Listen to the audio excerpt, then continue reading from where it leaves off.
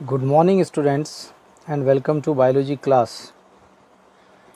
We are studying lesson number 4, molecular basis of inheritance. Our today's topic is translation. We are studying one important topic, that is protein synthesis. Protein synthesis includes or involves two steps. First, that is transcription, and second, that is translation. The step transcription we had studied in our earlier or previous lectures, and now we are going to study about the second step, that is translation. First of all, you have to remember what is the meaning of transcription. Transcription means the copying of information or copying of genetic information from a single stranded DNA into RNA is called transcription. We had studied about it in our previous lecture. The process of copying of information of genetic information of single strand of DNA into RNA is called transcription. Dear student, welcome to biology class. हम lesson number 4 की study कर रहे हैं, molecular basis of inheritance की, और इसका एक important topic है प्रोटीन सिंथेसिस. इस प्रोटीन सिंथेसिस के अंदर दो स्टेप्स आते हैं, A that is transcription and B that is translation. Transcription हम पढ़ चुके हैं, उसके कैरेक्टरिस्टिक भी हम डिस्कस कर चुके हैं. एंड ट्रांसक्रिप्शन क्या है? डीएनए के एक सिंगल स्ट्रैंड, जिसको हम टेम्पलेट कहेंगे, एक सिंगल स्ट्रैंड से इंफॉर्मेशन को कॉपी करना इनटू एमआरएनए स्ट्रैंड में, दैट इज़ ट्रांसक्रिप्शन. और आज का हमारा नेक्स्ट स्टेप है, दैट इज़ ट्रांसलेशन और protein synthesis. Look at here. Translation is the mechanism in which codons of mRNA are translated and specific amino acid in a sequence form a polypeptide on ribosome. Translation एक mechanism है जिसके अंदर mRNA के codons को translate किया जाता है और specific amino acid sequence form की जाती है. पॉलीपेप्टाइड सीक्वेंस, जो अमाइनो एसिड की पॉलीपेप्टाइड सीक्वेंस है, वो फॉर्म की जाएगी कहाँ पर? राइबोसोम पर. And all types of proteins are synthesize by the cell within itself. और जितने भी टाइप के प्रोटीन्स है वो सेल के थ्रू सिंथेसाइज किए जाएंगे और सेल इसको खुद करेगा, that is intercellularly. And process of translation requires amino acids, mRNA, tRNA, ribosomes, ATP, Mg++ ions means magnesium ions, enzymes, elongation, translocation and release factors. अब जो ट्रांसलेशन प्रोसेस है, इसके लिए ये फॉलोइंग थिंग्स रिक्वायर्ड है, इतनी रिक्वायरमेंट है. First amino acids, second mRNA, tRNA, ribosomes, ATP, magnesium ion, enzyme, elongation, translocation and release factor. Now we will see further. Now the first one,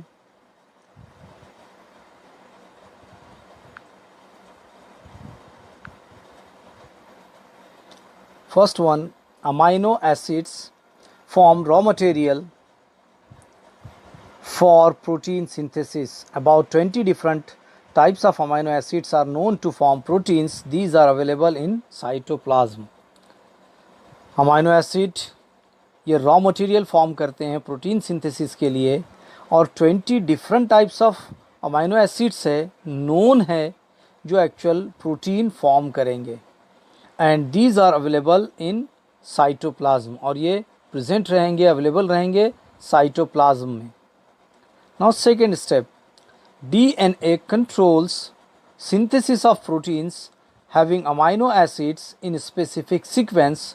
This control is possible through transcription of mRNA, and genetic code is specific for particular amino acids.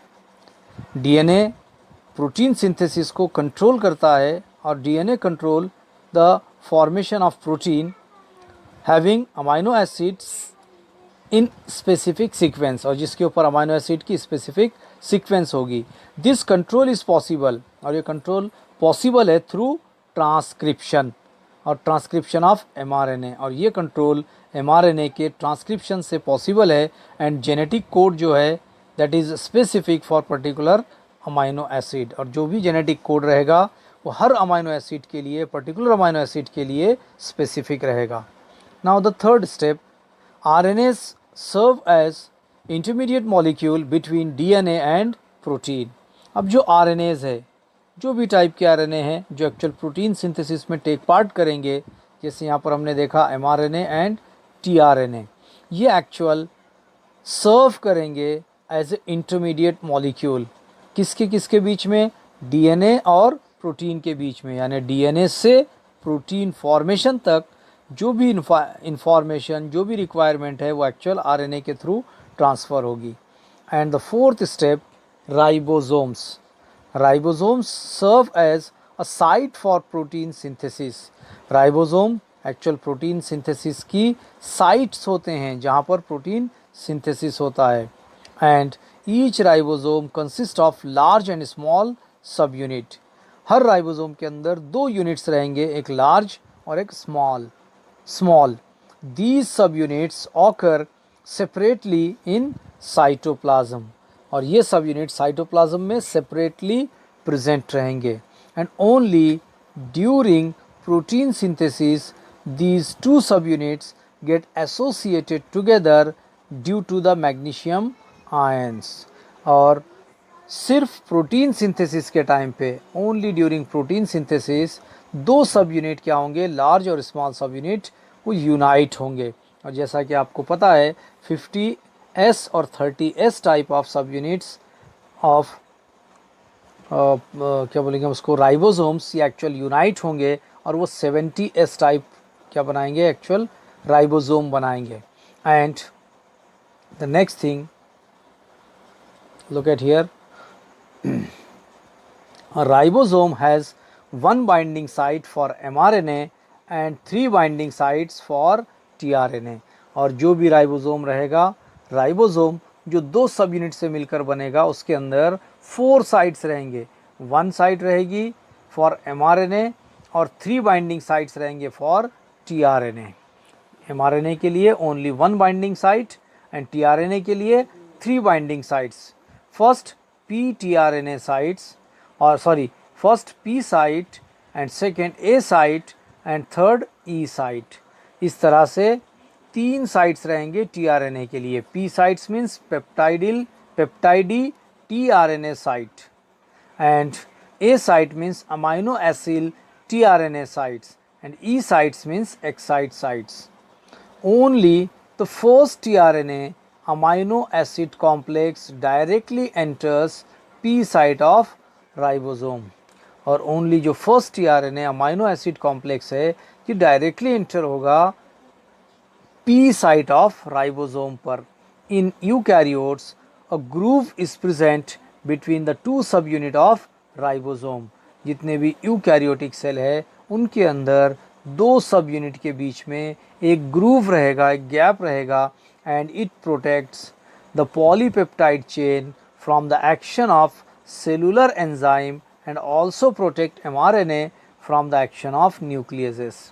और ये protect करता है polypeptide chain को cellular enzyme से, और protect करता है mRNA को न्यूक्लियसेस की एक्शन से. Got it student? Now mechanism of translation, that is synthesis of polypeptide chain. अब ये जो synthesis of polypeptide chain है, यानी ट्रांसलेशन का जो मैकेनिज़्म है, इसके अंदर अगेन 3 स्टेप्स इन्वॉल्व है. यानी ट्रांसलेशन प्रोसेस के अंदर 3 स्टेप इन्वॉल्व है। हम प्रोटीन सिंथेसिस को डिस्कस कर रहे हैं। प्रोटीन सिंथेसिस में 2 स्टेप्स आते हैं, पहला ट्रांसक्रिप्शन और दूसरा ट्रांसलेशन। वैसे ही ट्रांसलेशन के अंदर अगेन 3 स्टेप्स है, initiation, elongation and termination. Now look at here, the first one, initiation of polypeptide chain.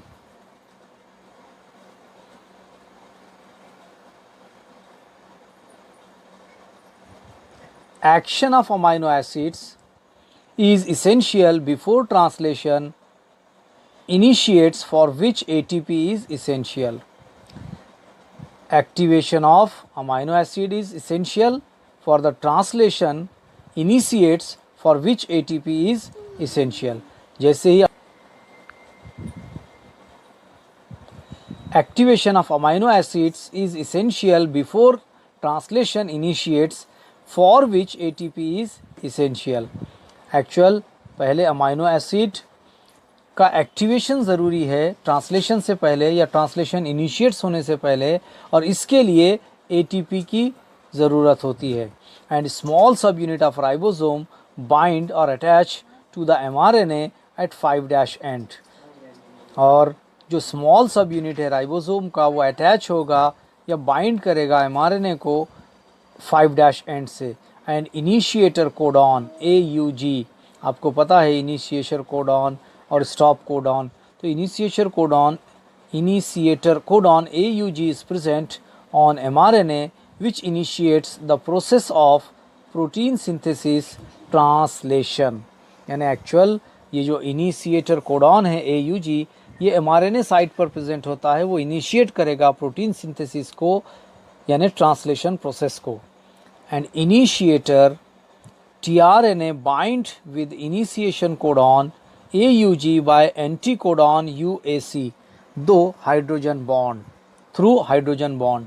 और जो इनिशिएटर tRNA है ये बाइंड करता है इनिशिएशन कोडॉन को एंटीकोडॉन से हाइड्रोजन बॉन्ड के थ्रू, and it carries activated amino acid methionine in eukaryotes और फॉर्मिल मिथायोनाइन इन प्रोकैरियोट्स। और ये कैरी करता है actual activated amino acid methionine को अगर यूकैरियोटिक सेल है, और अगर प्रोकैरियोटिक सेल है तो फॉर्मिल मिथायोनाइन को ये कैरीज करेगा। Now the second step that is B, now the large sub unit of ribosome. यहाँ पर हमने देखा स्मॉल सब यूनिट ऑफ राइबोसोम। अब large sub unit of ribosome joins with the smaller sub unit that requires magnesium ion. और जो large sub unit है वो एक्चुअल स्मॉलर सब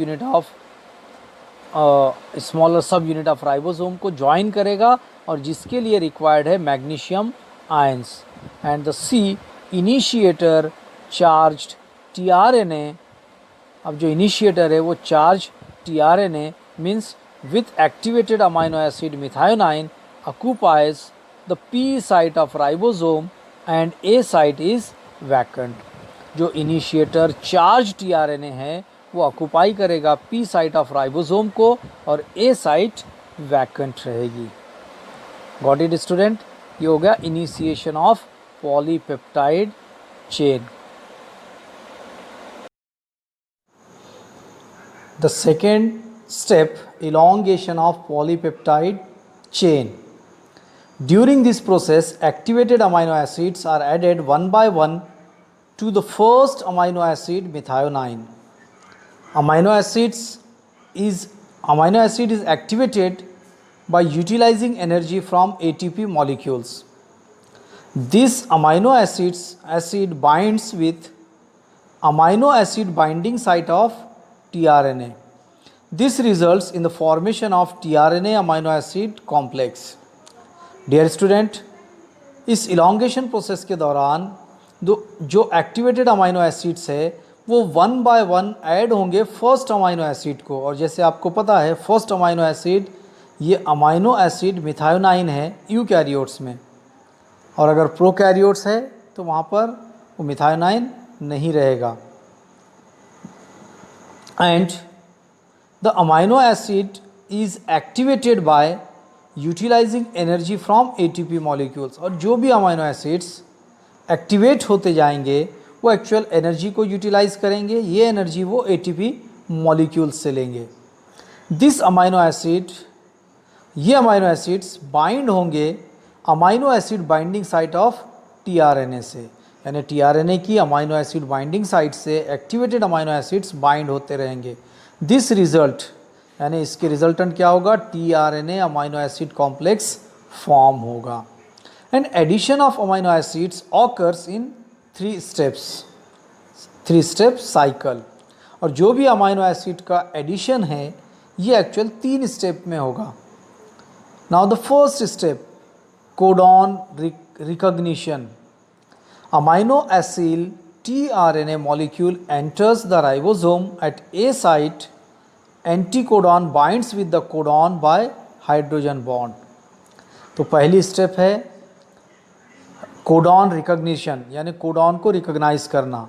amino acid tRNA molecule enter होगा राइबोसोम के ए साइट पर और एंटीकोडॉन बाइंड करेगा कोडॉन से उसी साइट पर with hydrogen bond. Now second step, amino acid on the first initiator tRNA at P site and amino acid on tRNA at A site join by peptide bond.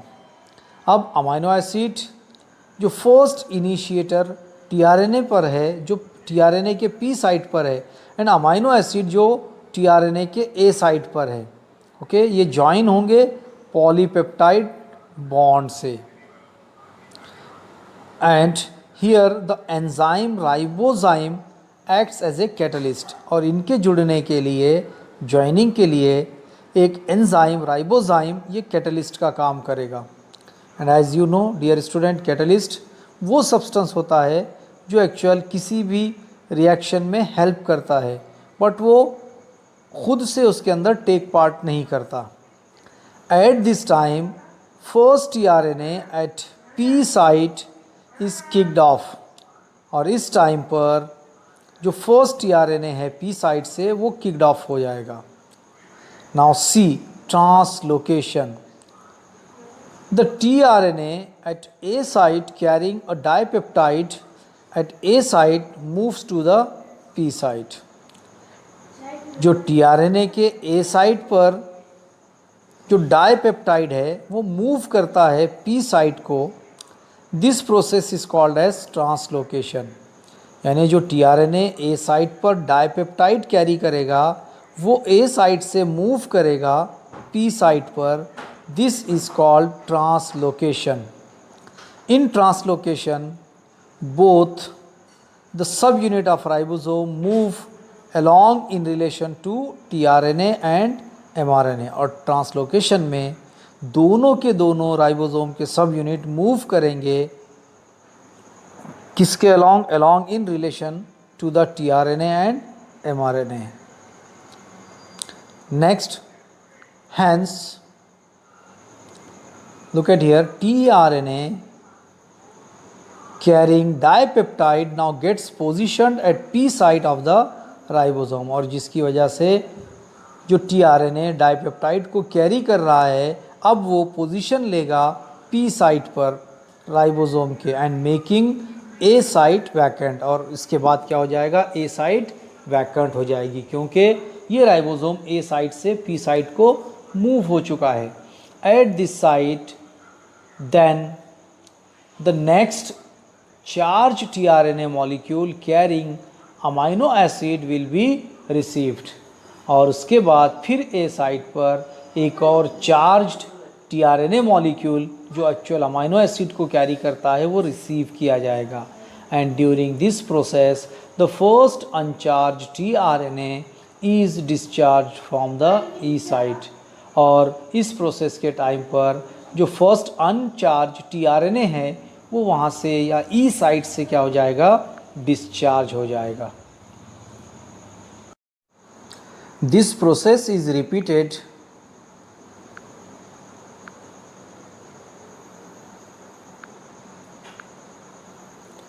Look at here, this process is repeated as amino acids are added to the polypeptide. It takes less than 0.1 second for the formation of polypeptide bond. और ये जो process है amino acid के जुड़ने की ए site पर, ये actual continuous है, रिपीट होती जाएगी और इसको जुड़ने के लिए एक्चुअल 0.1 सेकेंड लगेंगे और it takes less than 0.1 second for the formation of peptide bond. और जो भी पेप्टाइड बॉन्ड फॉर्म होता है उसको 0.1 सेकेंड का टाइम रिक्वायर्ड है। Now the third charge tRNA with its amino acid arrives eight A site of ribosome. और इसके बाद क्या होगा, तीसरा charge tRNA arrives eight A site पर राइबोसोम के, and anticodon and codon binds bye hydrogen bond. उसके बाद फिर अगेन एंटीकोडॉन और कोडॉन बाइंड होंगे हाइड्रोजन बॉन्ड से। पॉलीपेप्टाइड बॉन्ड इज फॉर्म्ड और उनके कोडॉन और एंटीकोडॉन के बाइंडिंग से पॉलीपेप्टाइड बॉन्ड फॉर्म होगा। Second tRNA is discharge from P site to E site and leaves the ribosome. और इसके बाद सेकेंड tRNA डिस्चार्ज होगा पी साइट से ई साइट को और लीव करेगा, निकल जाएगा राइबोसोम से, and leaves the ribosome. So the events like the arrival of tRNA amino acid complex, formation of peptide bond and ribosome translocation and the removal of previous tRNA are repeated. अब इस पूरी process में जो events है, जैसे arrival of tRNA amino acid complex, यानी tRNA amino acid complex हर बार arrive करेगा, polypeptide bond form होगा, राइबोसोमल ट्रांसलोकेशन होगा, उसके बाद जो प्रीवियस tRNA है वो रिमूव किया जाएगा। यही प्रोसेस कंटिन्यूअसली रिपीट होगी। And as the ribosome moves over the mRNA, और जैसे ही राइबोसोम मूव करेगा mRNA के ऊपर से, ऑल द कोडॉन्स और mRNA are exposed one by one for translocation. और जैसे जैसे राइबोसोम मूव करता है mRNA के ऊपर से, तो जितने भी कोडॉन्स है mRNA पर वो एक्सपोज होंगे, लेकिन कैसे, वन बाय वन। और किस पर्पस के लिए, फॉर ट्रांसलोकेशन के लिए। आप यहाँ पर इस फिगर में देख सकते हैं तीनों स्टेप्स यहाँ पर दिए हुए हैं। Translation of protein synthesis or protein synthesis. First step initiation, second elongation and third termination. tRNA यहाँ पे large sub unit of ribosome है और यहाँ पर आपको नीचे वाला जो दिख रहा है ये स्मॉल सब यूनिट है। लार्ज और स्मॉल सब यूनिट होकर सब यूनिट ऑफ राइबोसोम जॉइन होकर राइबोसोम बनाएंगे। और यहाँ पर आप देख सकते हैं तीनों साइट्स हमको दिख रहे हैं, ए साइट, पी साइट और ई साइट। एंड सेकंड फिगर में हमको दिख रहा है, यहाँ पर देखिए ए साइट और यहाँ पर पेप्टाइड लिंक हमको दिख रही है, ए साइट, ई साइट। एंड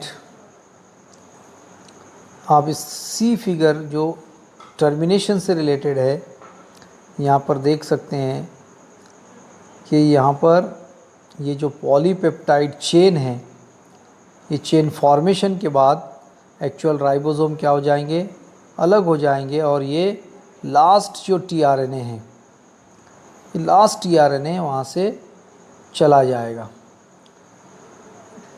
अलग हो जाएगा। रिमूवल ऑफ प्रीवियस tRNA, यहाँ पर हम देख सकते हैं रिमूवल ऑफ प्रीवियस tRNA, यानी जो प्रीवियस tRNA था वो एक्चुअल रिमूव हो जाएगा। और यहाँ देख सकते हैं रिलीज्ड ऑफ mRNA, mRNA क्या हो जाएगा, रिलीज हो जाएगा। Now look at here dear student, the last step, termination and release of polypeptide.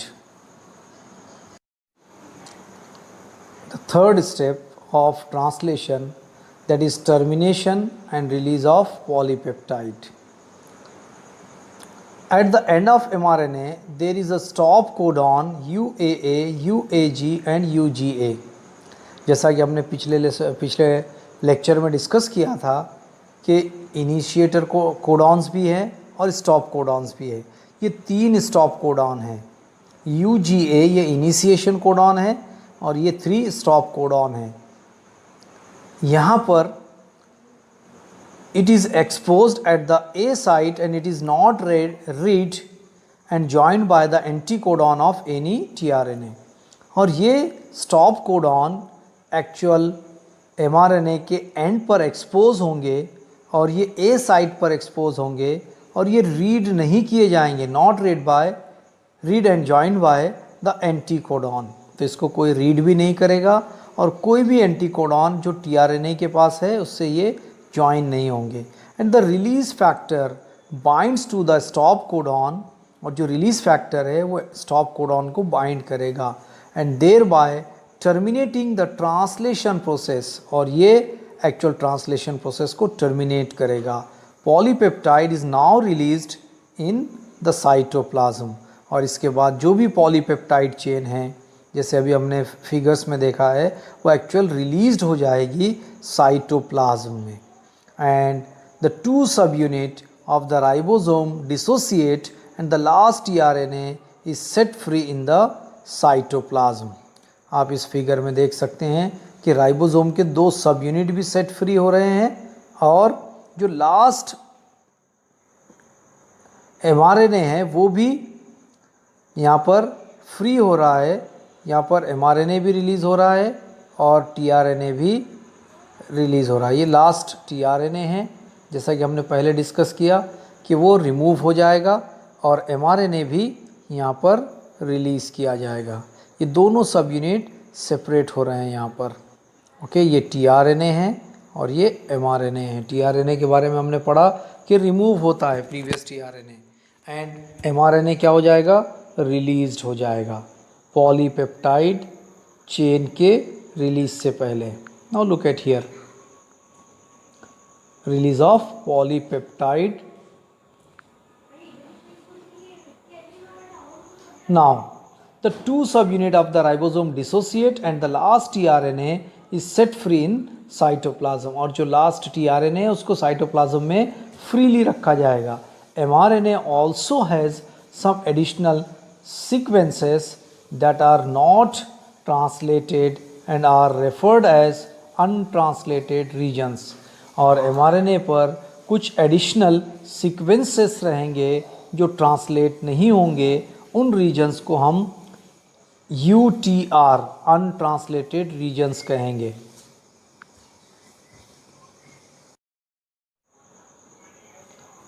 The UTRs are present at both 5' end before start codon and 3' end after stop codon, and they are required for sufficient translation process।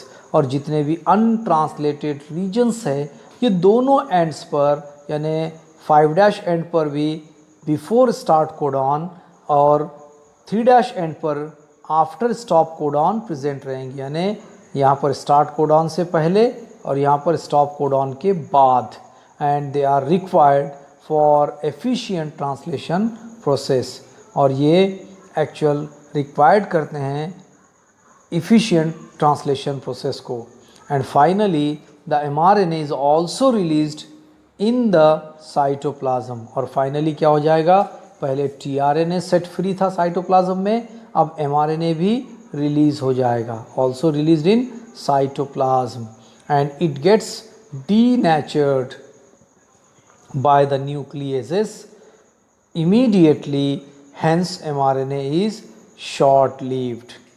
और ये denatured हो जाएगा, यानी actual इसका कुछ role नहीं रहेगा, वो बेकार हो जाएगा, उसकी जो प्रॉपर्टी है, जो कैरेक्टरिस्टिक है वो ख़त्म हो जाएगा, और it get denatured by the nucleases के रिलीज़ के थ्रू न्यूक्लियस एंजाइम उसको डीनेचर्ड कर देंगे, यानी वो किसी काम का नहीं रहेगा, इमीडिएटली, और इसीलिए ऐसा कहा जाता है कि hence mRNA is short lived, यानी इसीलिए mRNA शॉर्ट लिव्ड है, यानी उसकी लाइफ ख़त्म हो जाएगी। डियर स्टूडेंट, यहाँ पर हमारा लेक्चर कंप्लीट हो चुका है, और जैसा कि इस लेक्चर के एंड में भी आपके लिए कुछ क्वेश्चंस है, तो पहला क्वेश्चन आपके लिए रहेगा analyst the different steps of protein synthesis. हम ये हमारे नेक्स्ट लेक्चर में डिस्कस करेंगे at the beginning of lecture में। सेकंड क्वेश्चन है आपके लिए, name the initiator codon of protein synthesis. Protein synthesis का इनिशिएटर कोडॉन कौन सा है, उसका नेम आपको बताना है।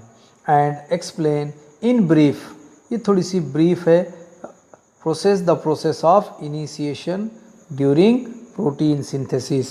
And name the 3 binding sites of ribosome. Fifth step, what is translocation. 5 questions ये आपके एज ए होमवर्क रहेंगे, और इस टॉपिक से रिलेटेड अगर आपके कोई भी डाउट्स है, क्यूरीज़ है, तो आप पूछ सकते हो, मैसेज कर सकते हो।